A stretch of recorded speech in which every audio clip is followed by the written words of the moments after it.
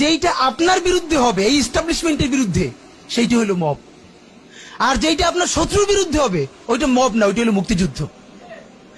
বাংলাদেশের স্বাধীনতার ইতিহাসে সব থেকে নিকৃষ্টতম ভয়াবহ মবের নাম শাহবাগের সন্ত্রাস।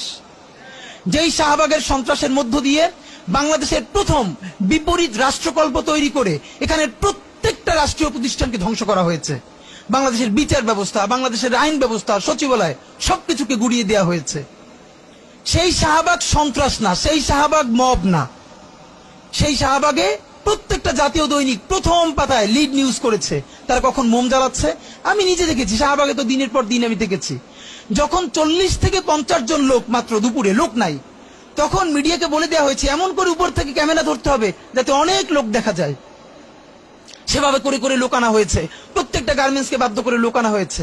আমার বিশ্ববিদ্যালয়ে, তখন আমি ঢাকা বিশ্ববিদ্যালয়ে পড়ি, আমার ছাত্রলীগের যারা আমার সহপাঠী ছিল, ওদের রুমে dry cake, 7 up, Coke, Sprite, biryani দিয়ে ভরা থাকতো।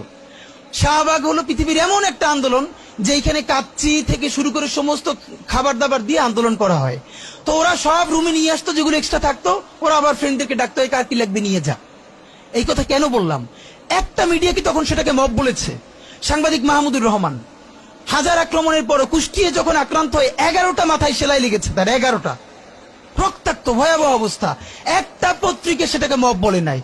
আদালত চত্বরে একজন মানুষ আদালতের কাছে গেছে, আদালতের সামনে তাকে বিচার মাথা ফাটিয়ে দিচ্ছে, রক্ত।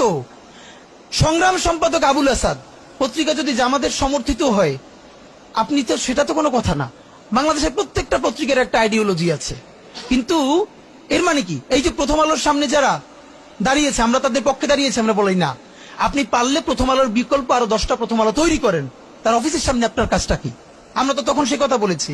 কিন্তু এই যে সবাই মব বাজরা, যারা মব ট্রেডিং করছেন, তারা সম্পাদক আবুল আসাদের রুমে ঢুকে একটা পত্রিকা অফিসে, সব থেকে বয়োজ্যেষ্ঠ সম্পাদক ছিলেন উনি বাংলাদেশের, দাড়ি ধরে টেনে মুক্তিযুদ্ধ মঞ্চের সন্ত্রাসীরা তাকে বের করে তারপরে থানায় নিয়ে গেছেন।